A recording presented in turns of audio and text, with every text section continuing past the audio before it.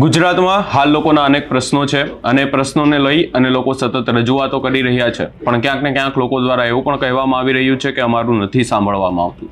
અને એ વાતને લઈ અને હવે ઈસુદાન ગઢવી સામે આવ્યા છે. સમગ્ર બાબતે વિગતે ચર્ચા કરીશું. નમસ્કાર, હું છું ઉજ્જવલ અને આપ જોઈ રહ્યા છો નિર્ભય ન્યૂઝ.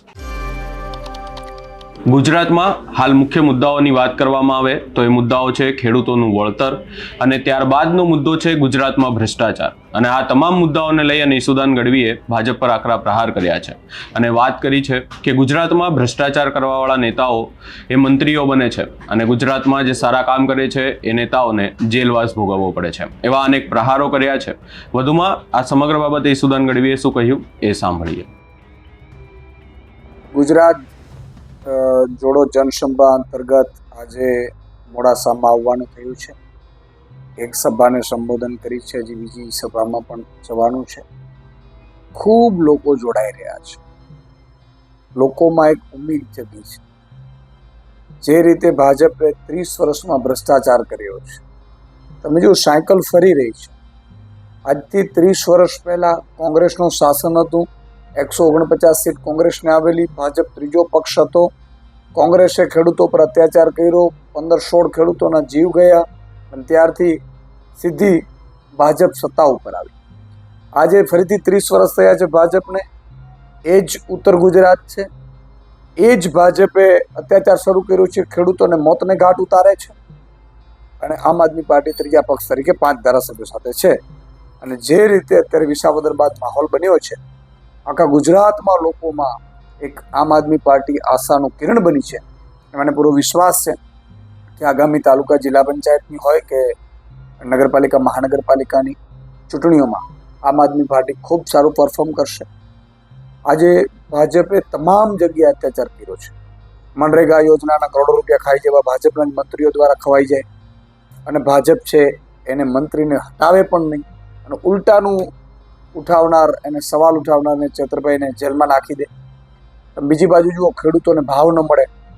કપાસ તળિયે છે ભાવ ઓલરેડી. 2014માં 1500 થી 1800 રૂપિયા કપાસના ભાવ હતા, જ્યારે નરેન્દ્ર મોદી સરકાર ઉપર નહોતા. ત્યારે નરેન્દ્ર મોદી એવું કહેતા હતા કે 2500 રૂપિયા મળવા જોઈએ. અત્યારે 1200 રૂપિયા વેચાય છે અને ઉપરથી અમેરિકામાંથી ઇમ્પોર્ટ ડ્યુટી ફ્રી કરીને પાછી આયાત કરે છે નરેન્દ્ર મોદી. અને પાછો ભાવનગરમાં આવી ભાવનગરવાસીઓ કરે છે.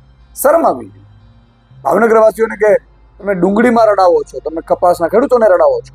એટલે ખેડૂતો પરેશાન છે, કર્મચારી આઉટસોર્સિંગ કર્મચારીઓ પરેશાન છે, કોન્ટ્રાક્ટ કર્મચારીઓ પરેશાન છે, બેરોજગાર યુવાનો પરેશાન છે ભાજપથી. તમે જુઓ કે નોકરી આપી જ નથી રહ્યા.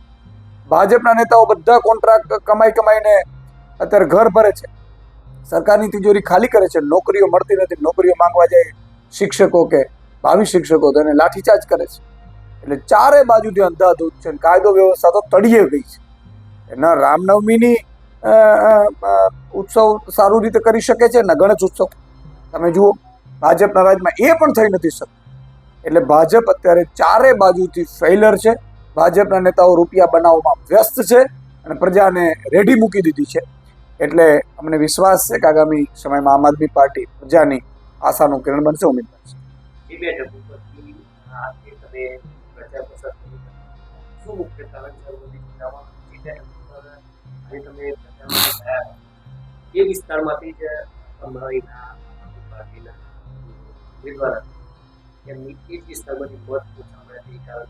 બિલકુલ જુઓ, એ ઓછા મળ્યા હતા ગયા વખતે, તમારી વાત સાચી છે. પણ એ ભાજપના નેતાઓનું ગામ હોવા છતાં 500 થી 700 લોકો આમ આદમી પાર્ટીની સભામાં આવ્યા છે.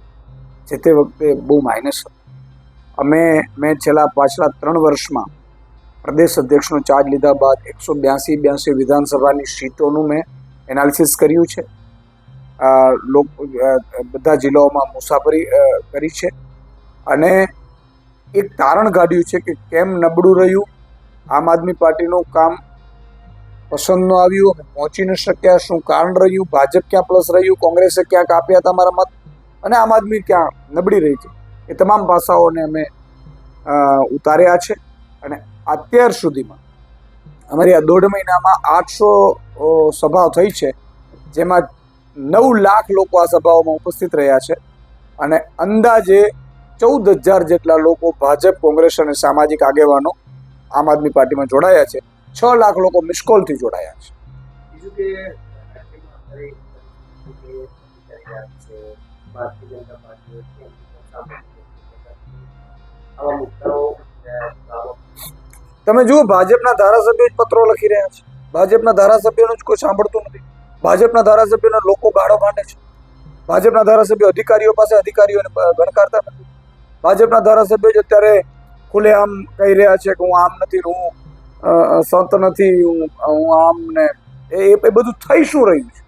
ઉકળાટ ચરવું છે અને ચારે બાજુથી ઉઠ્યું છે. તમે જુઓ, પ્રજા ત્રાહિમામ પોકારી ગઈ છે. કેટલાક નેતાઓનું ભાજપનું હાલે છે ઘર ભરવામાંથી ઊંચા નથી હોતા. જેસીબીની જેમ અત્યારે રૂપિયા ઉલેચી રહ્યા છે. જેટલા કોન્ટ્રાક્ટ મળે એટલા લઈ લે છે. એટલે અંધાધૂંધ અત્યારે કોણ મુખ્યમંત્રી એ જ ખબર નથી, મંત્રી કોણ છે એ ખબર નથી. તમને ખબર તો મને કહો, ઉર્જા મંત્રી ક્યાં છે? ખેડૂતો છે એ તાર નીચે પડીને મૃત્યુ પામે છે. તાર તૂટી જાય છે, ખેડૂતો મૃત્યુ પામે છે. કૃષિ મંત્રી છે એ ભાવમાં એમ કહે છે સેટેલાઇટથી મગફળીઓ દેખાતી નથી. રિયાલિટી ચેક મેં કર્યું છે, તમે વિચાર કરો.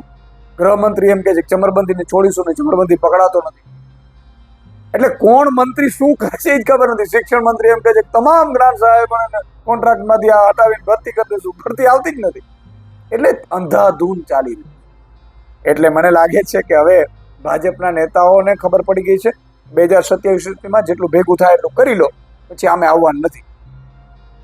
હાલ આ વાતને લઈ અને આકરા પ્રહાર કરાયા છે અને તંત્ર અને સરકાર સામે જવાબ માંગવામાં આવ્યો છે. સમગ્ર બાબતે આપનું શું અભિપ્રાય છે અમને કમેન્ટ કરી જરૂર જણાવશો. અમારી ચેનલ નિર્ભય ન્યૂઝને લાઇક, શેર, સબસ્ક્રાઇબ કરવાનું ભૂલશો નહીં.